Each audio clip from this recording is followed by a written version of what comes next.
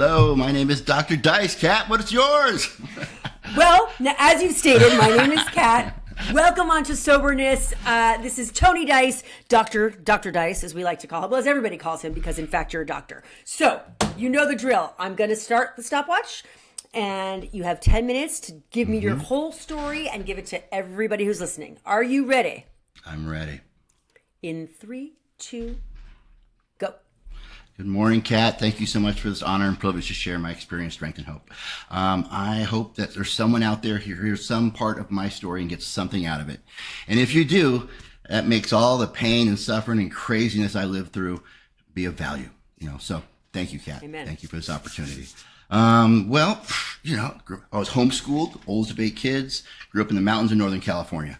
I ran away when I was 16 because there was only 89 people in our town, and there was one girl my age, and she didn't like me.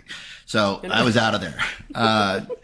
16 years old, out in the world. I was excited. I was just full of yeah. And I took a whole bunch of classes at a junior college, and there was an EMT course that really appealed to me. I liked the idea of being a hero. Indiana Jones was my idol.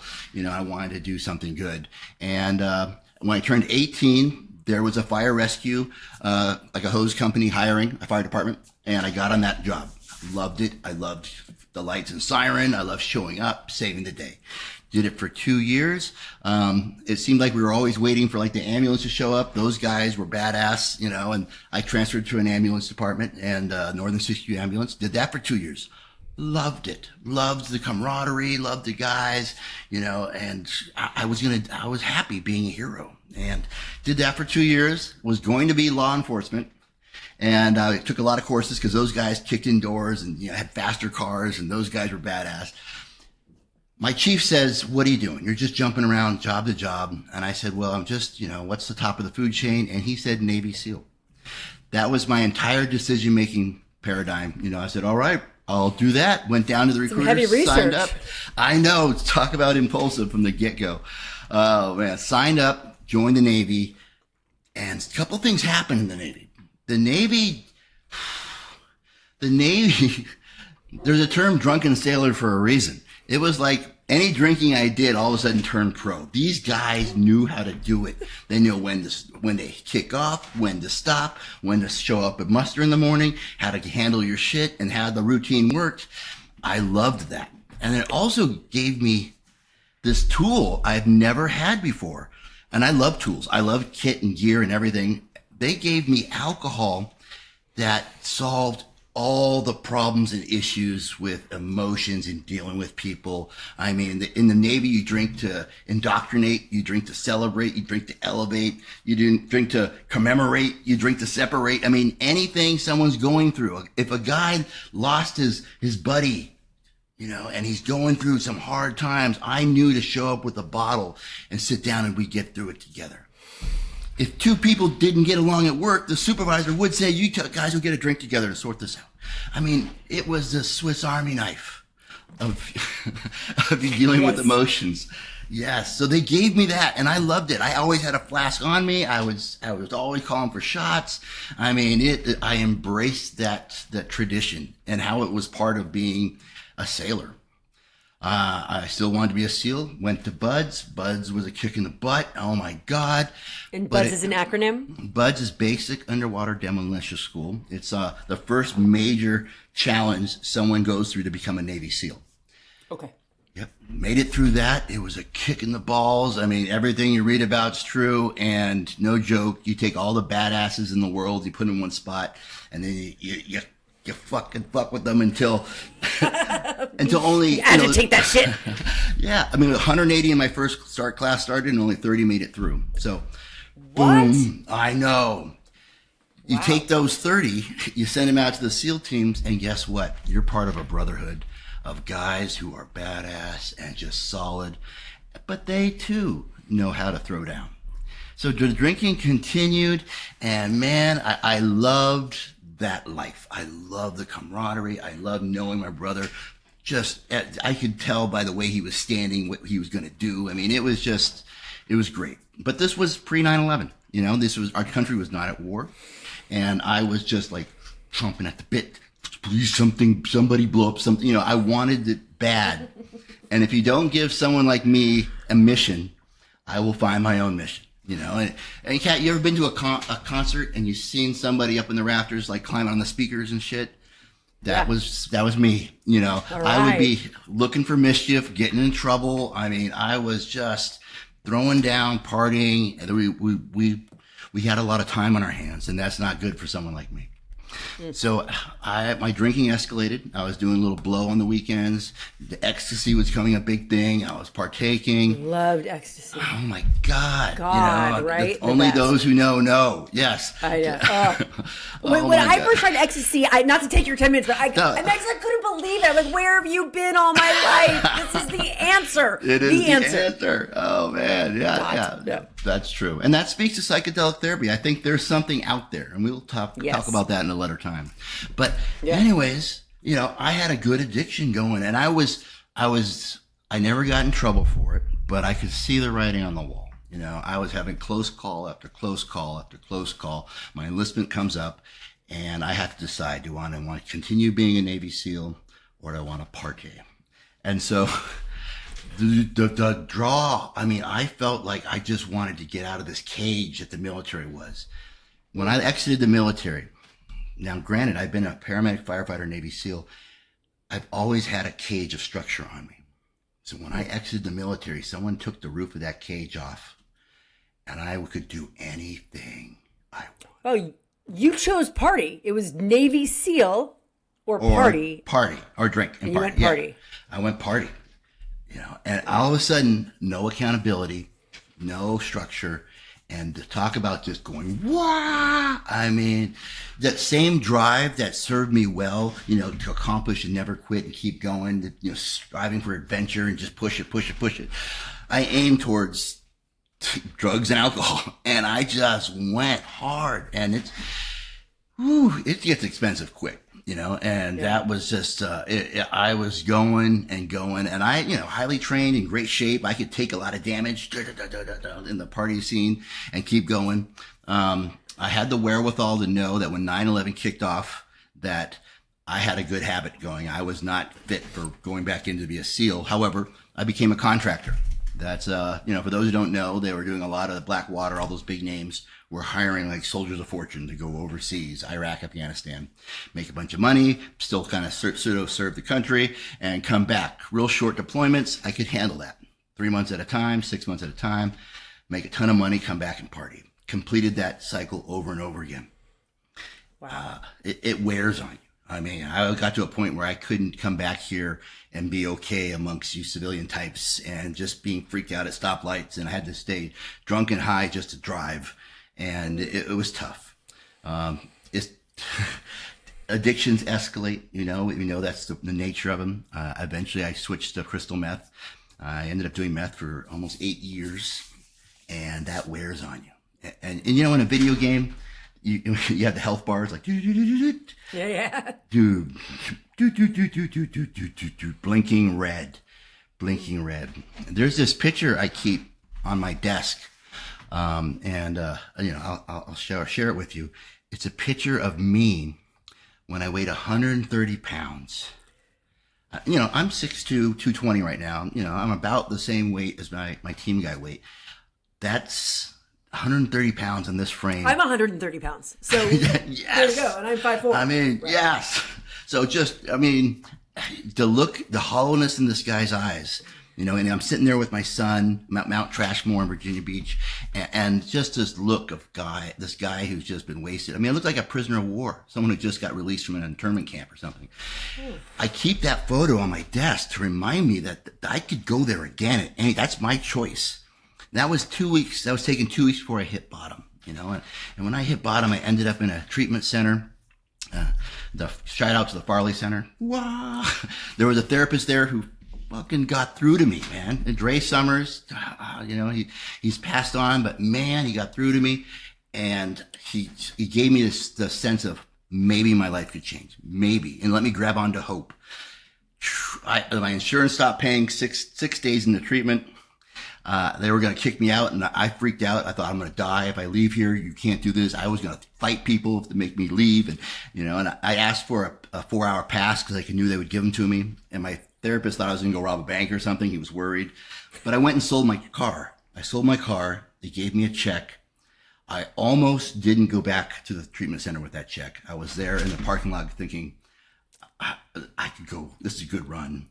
Yeah. And I didn't even trust myself to cash it. I just went straight back to the Farley Center with that check and endorsed the back of it and said, please accept this. And they took it. Wow. I know. And I felt I saved. I pushed all my poker chips in at the Farley Center, said, this stuff better work. Is that 10 minutes? You're out of your 10 minutes. It's okay. Keep going. I have to hear the end of the story now. Okay. Pushed all the poker chips in the middle of the table, and I was like, oh, this better work. And it felt like I was in rigger school. Rigger school is an army school where they teach you how to pack and repair your parachutes. And I, to pass this course, you have to pack and jump your own parachute out of a plane. It's a pass-fail course. It's a serious course. People pay attention. I felt like that at rehab. Like, if I don't get this, I will die. Yeah. I'm betting everything in my life on this. I have to get this, and anything they told me to do, I would do. If they told me to do a handstand, I would do a handstand. One lady there told me to carry a teddy bear around with me 24/7 because I didn't know how to self-soothe when I was a child. And I said, I'm a Navy SEAL. What are you? She's like, it'll help you. I was like, okay. And for 2.5 weeks, I carried this teddy bear around me everywhere I went because I thought it would make me, keep me sober. I got out. I did. All in treatment.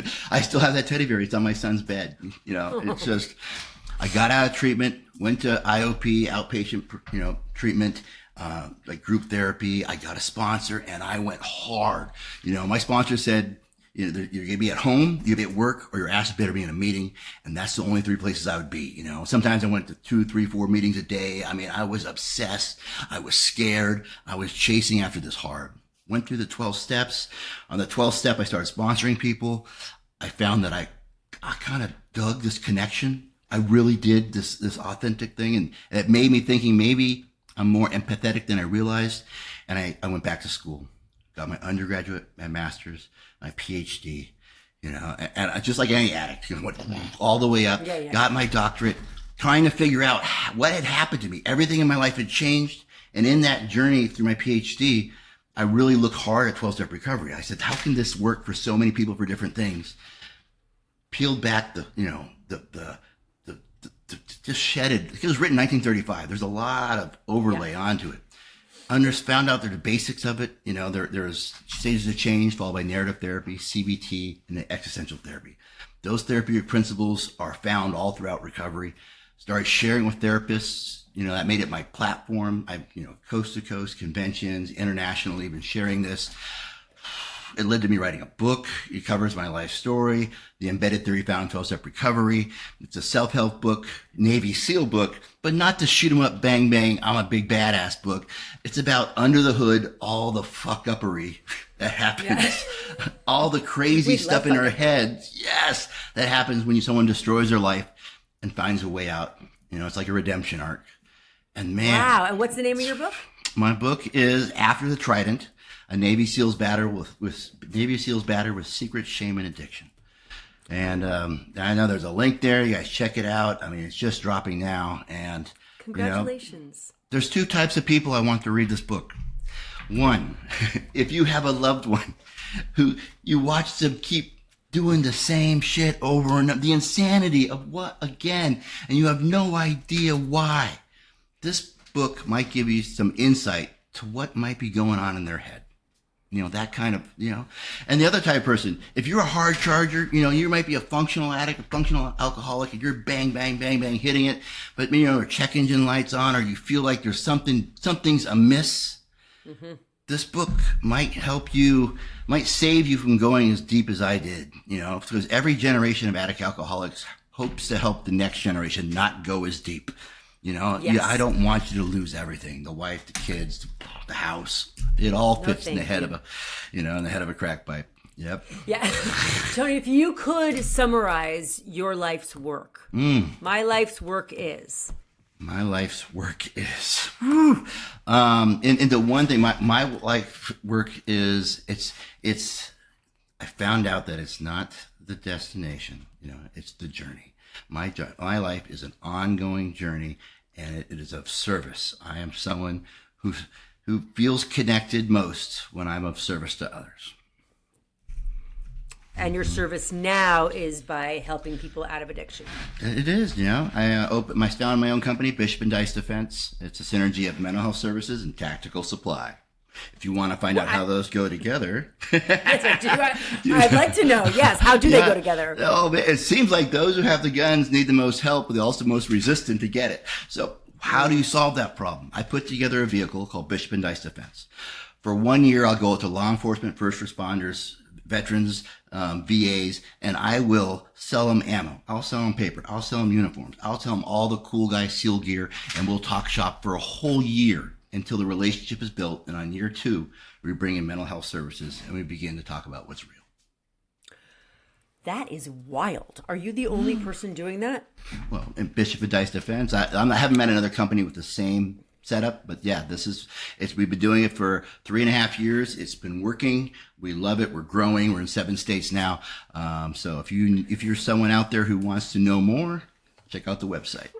What I think is funny about your business model is you're like, I'm going to give you the gun while you're mentally still questionable.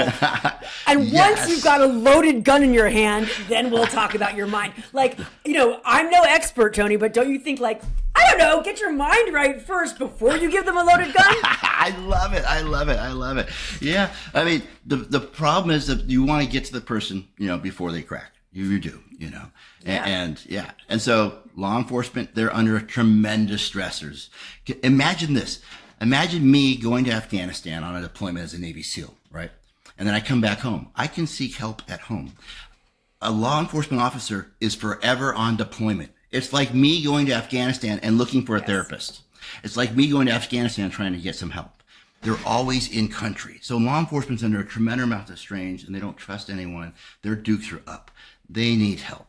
Veterans. Our veterans were taken out of the civilian population, and they were sent to a processing camp called boot camp, where they're reprogrammed to be a part of a machine of war, not a machine of mental health.